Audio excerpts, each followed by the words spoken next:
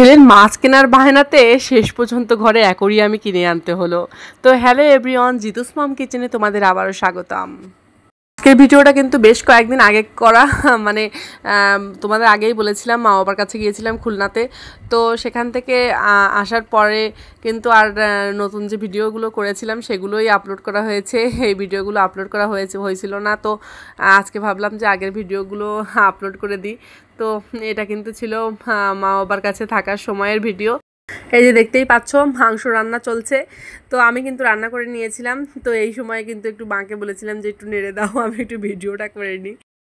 তো বাড়িতে গেলেই কিন্তু মার একটাই আবদার থাকে, আমি সব কিছু গুছিয়ে দিচ্ছি, তুমি একটু রান্না করো। মানে সে আসলে আমাদের ছোটোবেলা থেকে রান্না করে খাওয়াতে খাওয়াতে এখন আসলে তার রান্না করতে ভালোই লাগে না।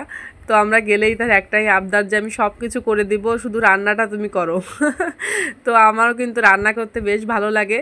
তো এই জন্যে কিন্তু আমারও রান্না করতে খুব একটা সমস্যা হয় না, রাঁধতে বললেই মা সব কিছু তো হাতের পরে গুছিয়েই দেয়। তো রান্না করতে আমার ভালোই লাগে কিন্তু।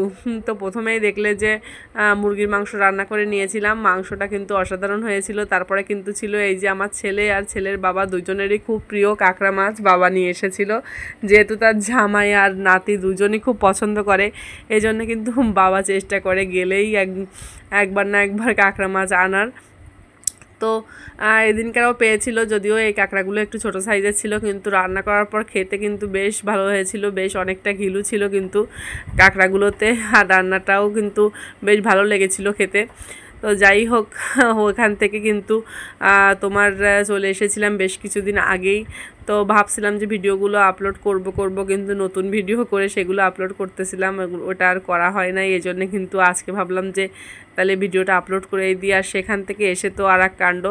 তো এসেই দেখি যে আমার বড় ভাসুর কিন্তু এই ছেলের জন্য অ্যাকোরিয়াম নিয়ে চলে এসেছে।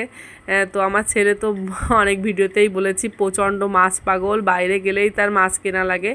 তো এই জন্যে কিন্তু ওর জ্যাঠা মানে আমার ভাসুর কিন্তু ওর জন্য অ্যাকোরিয়াম কিনে নিয়ে এসেছে। আর যেহেতু আমাদের বাড়ির স্পেসটা অনেক বেশি বড় না, এই জন্যে কিন্তু বেশি বড় অ্যাকোরিয়াম কিন্তু এখানে আসলে রাখতে একটু অসুবিধাই হতো। এই জন্যে কিন্তু মিডিয়াম সাইজের অ্যাকোরিয়াম কিনেছি, আর এটা কিন্তু একেবারে পারফেক্ট আমার বাড়ির জন্যে।